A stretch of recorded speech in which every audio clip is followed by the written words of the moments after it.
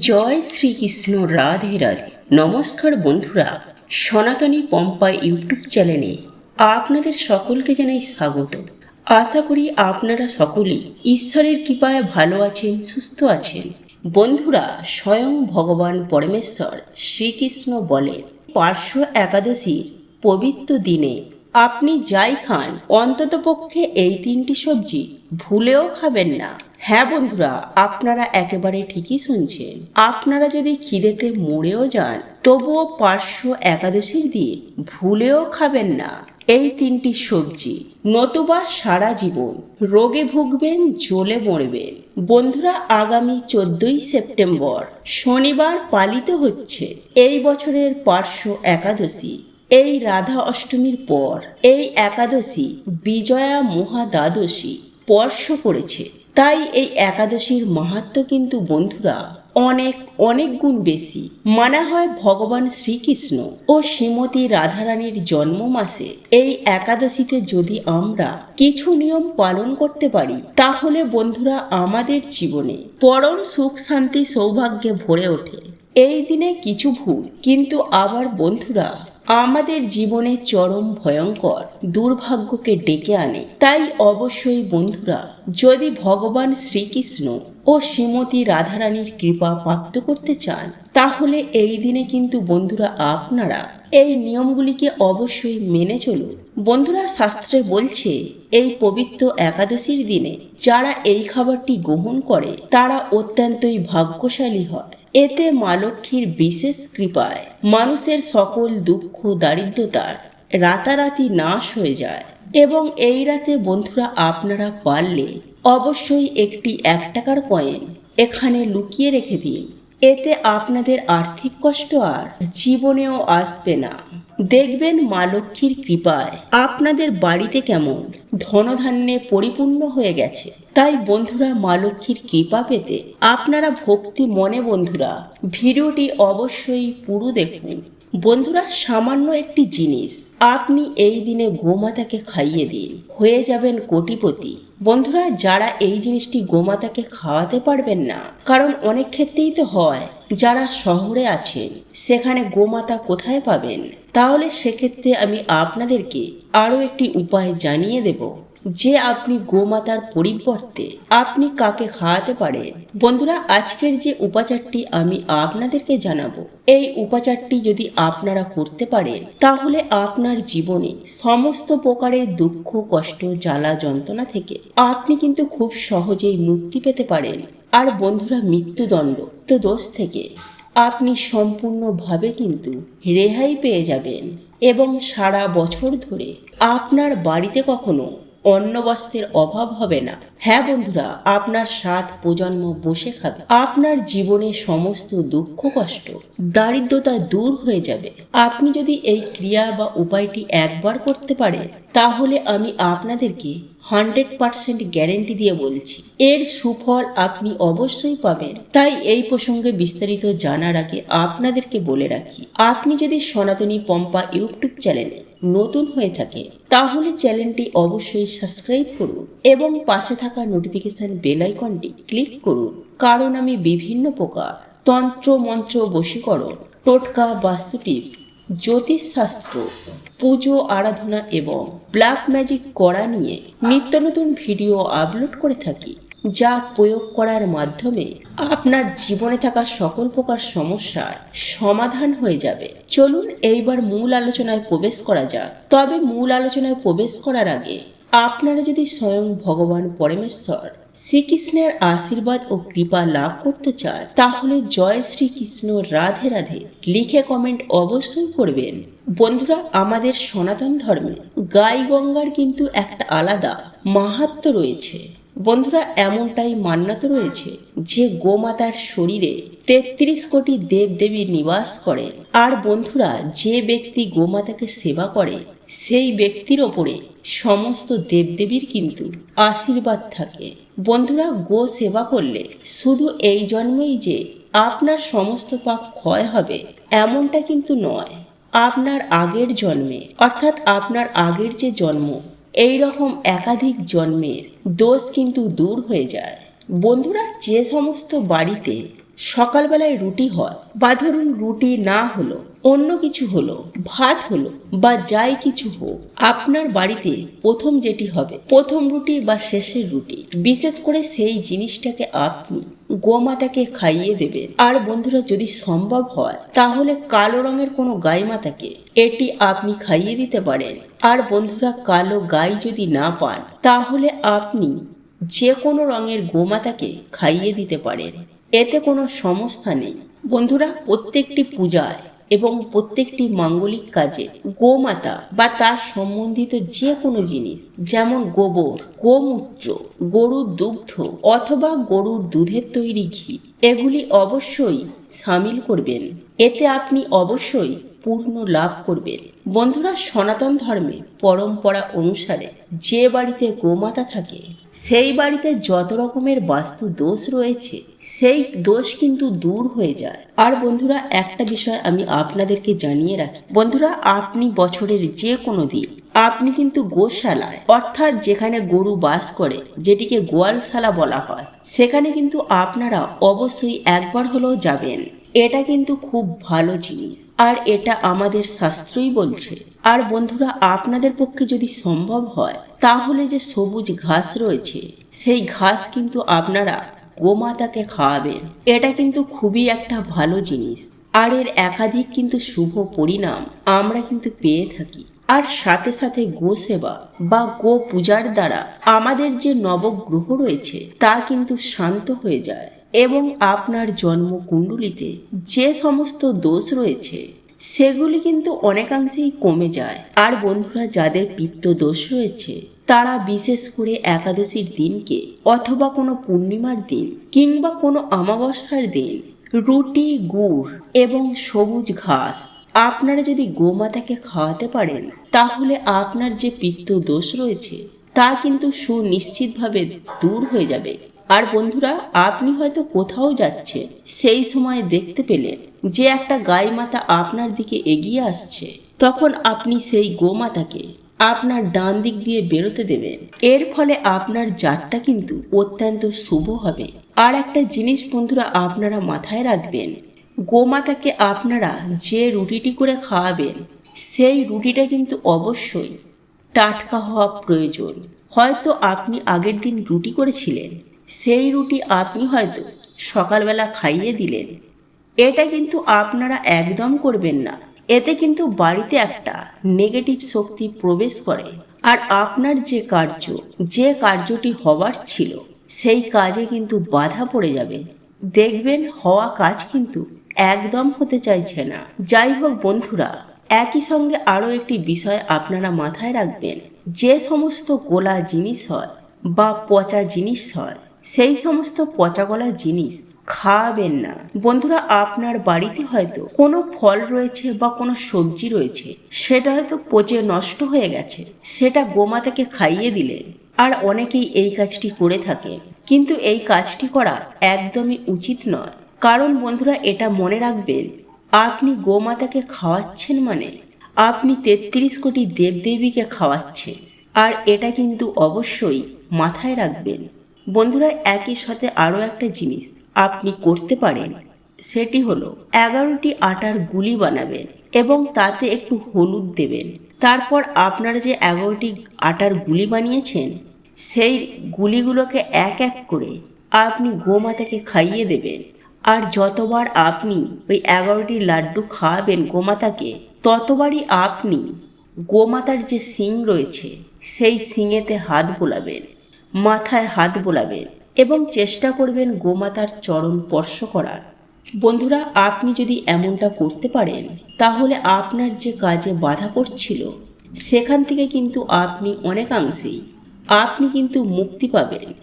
বন্ধুরা আপনার যে এখন দুঃখের সময় চলছে তা হলো সেটা দেখবেন অনেকাংশেই কমে যাবে। দেখবেন আপনার জীবনে সুখ, শান্তি, ধন সম্পত্তি এবং খুশি আর খুশি আসবে। যাই হোক বন্ধুরা, আপনারা একই সঙ্গে 7 বার গোমাতাকে পরিক্রমা করবেন। এতেও দেখবেন আপনার যে সমস্ত কাজে বাধা পড়ছিল সেই সমস্ত কাজগুলি অবশ্যই আপনার হয়ে যাবে। বন্ধুরা, আপনারা যখনই গোমাতাকে রুটি খাওয়াবেন, সেই রুটিটাকে একটুখানি হলুদ মাখিয়ে নেবেন। হ্যাঁ বন্ধুরা, আপনার ঘরে যে হলুদ রয়েছে সেই হলুদ অল্প করে মাখিয়ে নেবেন বা বুলিয়ে নেবেন। তার সঙ্গে আপনি একটুখানি সামান্য গুড় লাগিয়ে নেবেন। তবে হ্যাঁ, এটা শুধুমাত্র কিন্তু শীতকালের জন্য এই গুড় মাখা ব্যাপারটা। এক কথায় বলতে গেলে রাতারাতি আপনাদের ভাগ্য বদলে যাবে। বন্ধুরা, শ্রীকৃষ্ণ বলেন এই পার্শ্ব একাদশীর দিন আপনি যে কর্ম করবেন, যেমন কর্ম করবেন, সেই কর্মের ফল আপনাকে সারা জীবন ভোগ করতে হবে। বন্ধুরা, আপনারা যদি কিছু ভালো কাজ করে থাকেন তাহলে তা আপনি অখণ্ড অক্ষয় পুণ্য সঞ্চয় করবেন। আর আপনারা যদি অসৎ পথে কুকর্ম করেন তাহলে সেই পাপের ফল আপনাকে সারা জীবন ভোগ করতে হবে। তাই বন্ধুরা, এই পার্শ্ব একাদশীর পবিত্র দিনে ভুলেও খাবেন না এই তিনটি সবজি। এর ফলে সংসারে চরম ভয়ঙ্কর দারিদ্রতা নেমে আসবে। তাই বন্ধুরা, আজ আমি আমার এই ভিডিওটির মাধ্যমে আপনাদেরকে সুন্দরভাবে জানিয়ে দেওয়ার চেষ্টা করব এই পার্শ্ব একাদশীর দিন কোন কোন খাবারগুলি খাওয়া একদম অনুচিত এবং কোন খাবারটি খেলে আপনি অখণ্ড সৌভাগ্যের অধিকারী হয়ে উঠতে পারবেন। বন্ধুরা, এই প্রসঙ্গে আজ আমি আপনাদেরকে এমন বিশেষ বিশেষ কিছু দিক তুলে ধরব যেগুলি 99% মানুষের জীবন তছনছ করে থাকে আর আপনার জীবনের সমস্ত রকম চতুর্দিক থেকে সমস্ত বিপদ আপদ দুর্ভাগ্য টেনে নিয়ে আসতে পারে। তাই বন্ধুরা, আজ আমি আপনাদেরকে যে যে খাবারগুলির কথা উল্লেখ করব, আপনি যদি ধর্ম মানেন, আপনি যদি ঈশ্বর বা ভগবানের প্রতি বিশ্বাস রাখেন, তাহলে অতি অবশ্যই আগামী শনিবার পার্শ্ব একাদশীর দিন এই খাবারগুলি ভুলেও খাবেন না। আর যদি আপনার এইসবের প্রতি বিশ্বাস না থেকে থাকে তাহলে অতি অবশ্যই আপনি সেগুলিকে খাদ্য হিসাবে গ্রহণ করতে পারেন। বন্ধুরা, আপনারা প্রত্যেকেই জানেন এই পবিত্র পার্শ্ব একাদশী আমাদের জীবনের জন্য কতটা গুরুত্বপূর্ণ। বন্ধুরা, আপনারা এটাও জানি এই পার্শ্ব একাদশীর কি মাহাত্ম্য। তাই বন্ধুরা, এই পবিত্র ভাদ্র মাসে পার্শ্ব একাদশী আমাদের প্রত্যেকটি মানুষের জন্য অত্যন্তই গুরুত্বপূর্ণ। কারণ আপনাদের প্রত্যেকের জীবনে এই পার্শ্ব একাদশী যথেষ্ট প্রভাব রয়েছে। কারণ বন্ধুরা, আমি আপনাদেরকে আগেই বলেছি যে আজকের করা কর্মফল আমাদের সারা জীবন ভোগ করতে হবে। এইবার আপনি নিজেই সিদ্ধান্ত নিন যে আপনি এই পবিত্র দিনটি কিভাবে কাটাবেন। আর এই পবিত্র পার্শ্ব একাদশীর দিনটি হলো আমাদের সুখ শান্তি ও দুঃখ কষ্টের প্রধান চাবিকাঠি।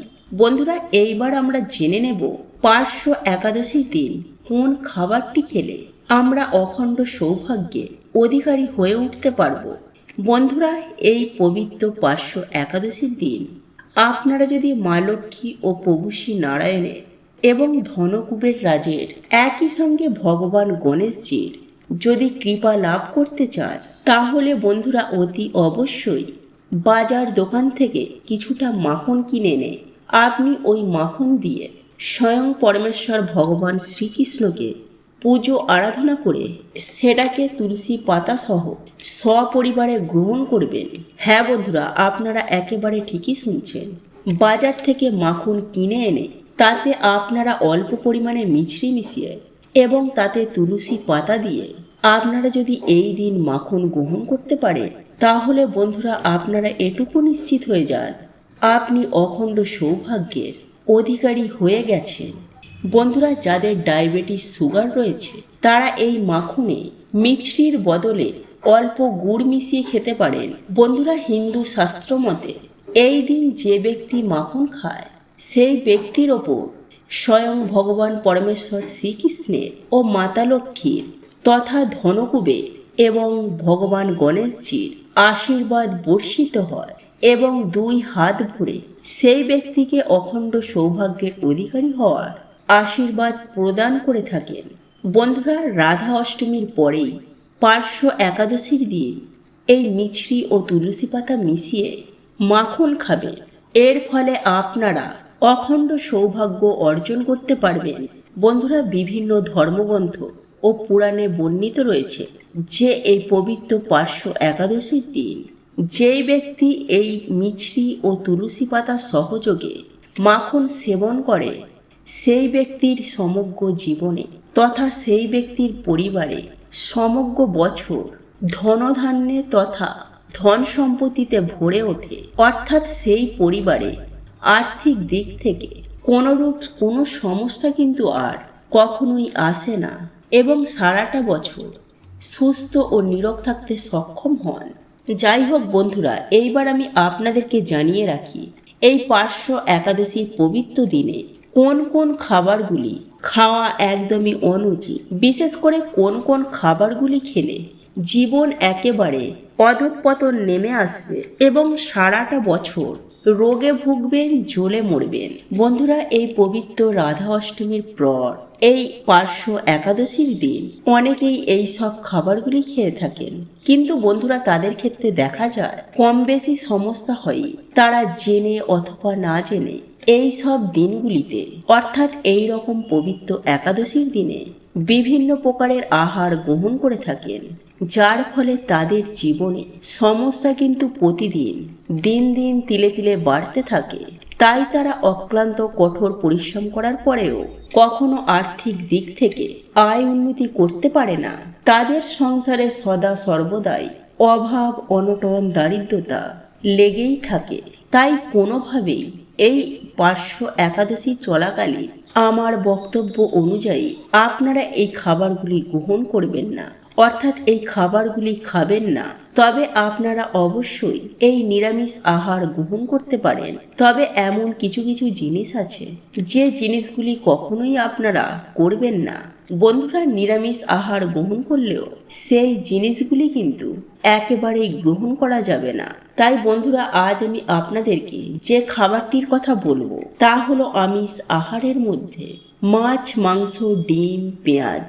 আপনারা একেবারে ঠিকই শুনছেন, এই একাদশীর দিন মাছ, মাংস, ডিম, পেঁয়াজ একেবারে ভুল করেও মুখে তুলবেন না। বন্ধুরা, এগুলি একাদশীর দিন খাদ্য গ্রহণ করলে আপনার জীবন একেবারে তছনছ হয়ে যেতে বেশি সময় লাগবে না। শুধু তাই নয় বন্ধুরা, এই খাদ্যগুলি খাবার ফলে আপনাকে পশুজনিতে জন্মগ্রহণ করতে হবে।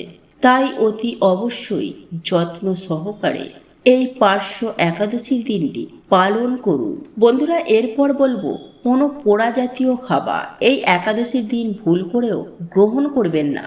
বন্ধুরা, এই পোড়া জাতীয় খাবার যদি আপনারা একাদশীর দিন গ্রহণ করেন তাহলে আপনাদের যে কপাল পুড়বে এটা আমি আপনাদেরকে সুনিশ্চিতভাবে বলতে পারি, 100% গ্যারেন্টি দিয়ে বলতে পারি। এরপর তৃতীয় যে খাবারটি খাওয়ার কথা নিষেধ করব তা হলো কেক জাতীয় খাবার। হ্যাঁ বন্ধুরা, আপনারা ঠিকই শুনেছেন, কারণ আপনারা প্রত্যেকেই জানি কেকের মধ্যে ডিমের ব্যবহার করা হয়। তাই আপনি যদি এই দিন কেক জাতীয় কোনো খাবার গ্রহণ করেন তাহলে আপনার এই পবিত্র একাদশীর দিনটি সুষ্ঠুভাবে স্বাস্থ্যের বিধি বিধান অনুসারে পালন করা হবে না, যার ফলে আপনার জীবনে জ্বালা যন্ত্রণা, বিপদ আপদ, রোগ ব্যাধি চতুর্দিক থেকে ঘিরে ধরবে।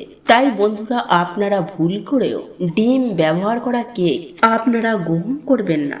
বন্ধুরা, এরপর যে বিষয়টির কথা বলবো তা হলো এই পবিত্র একাদশীর দিন আপনারা পঞ্চ রবি শস্য, হ্যাঁ বন্ধুরা, আপনারা একেবারে ঠিকই শুনছেন, এরপর আপনাদেরকে যে খাবারটির কথা বলবো তা হলো পঞ্চ রবি শস্য ভুল করেও খাবেন না। হ্যাঁ বন্ধুরা, আপনারা একেবারে ঠিকই শুনছেন। বন্ধুরা, এই পার্শ্ব একাদশী চলাকালীন পঞ্চ রবি শস্য ভুলেও মুখে তুলবেন না। এছাড়াও চাল বা চাল জাতীয় কোনো খাদ্য আপনারা ভুলেও মুখে তুলবেন না। বন্ধুরা, আজকের এই ভিডিওটি যদি আপনাদের পছন্দ হয়ে থাকে তাহলে ভিডিওটি লাইক করুন, কমেন্ট করুন এবং বন্ধুদের সাথে শেয়ার অবশ্যই করুন। মনে রাখবেন, আপনার একটি শেয়ার অনেক মানুষকে উপকৃত করতে পারে। আপনি যদি সনাতনী পম্পা ইউটিউব চ্যানেলে এখনো পর্যন্ত নতুন হয়ে থাকেন তাহলে চ্যানেলটি অবশ্যই সাবস্ক্রাইব করবেন এবং পাশে থাকা নোটিফিকেশন বেল আইকনটি ক্লিক করবেন। এইরূপ নিত্য নতুন ভিডিও সবার আগে দেখার জন্য ঈশ্বর আপনার মঙ্গল করুক। আপনি সুস্থ থাকুন, ভালো থাকুন।